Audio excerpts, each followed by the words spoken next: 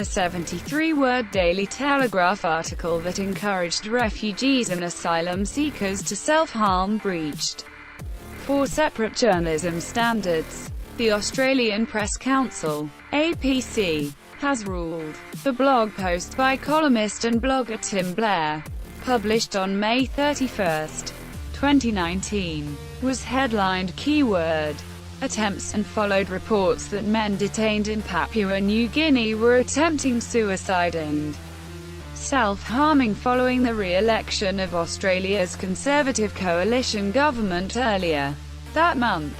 Blair described the suicide attempts by our offshore country shopper community as plainly inept, and invited his readers to place bets on the final number.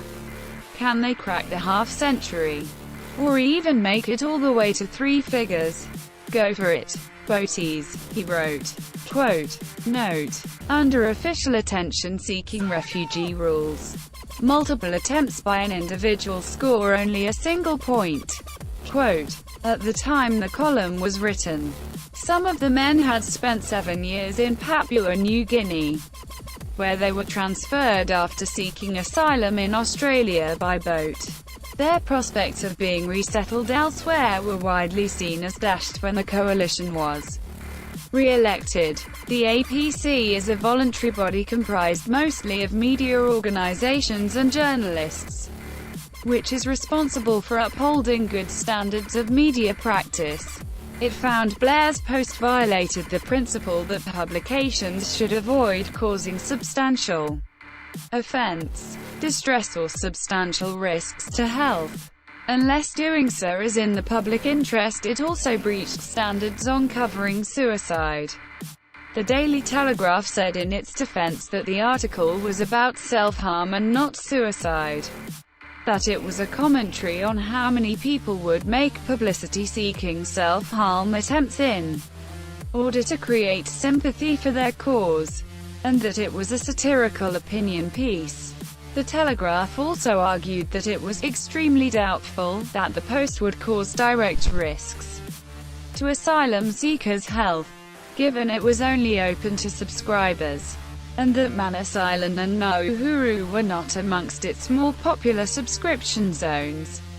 But the council ruled the phrase "go for it, boaties" was goading, that it was clearly about suicide, and that it was not enough simply to hide it behind a paywall.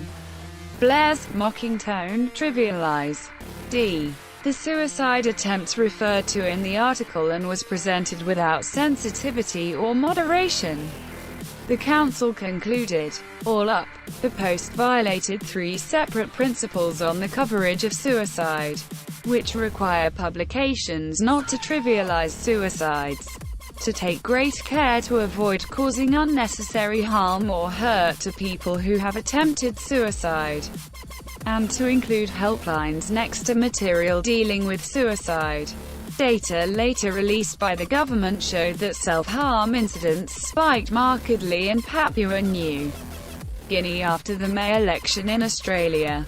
There were more than 60 incidents of self-harm in Papua New Guinea in June 2019 and just under 60 in May. There were less than 10 in April. If you or someone you know needs help, you can call Lifeline Australia on 131114 or Beyond Blue Australia on 1300 22 4636. If you like this video, please hit like and subscribe to Tom's Snout. Have a nice day.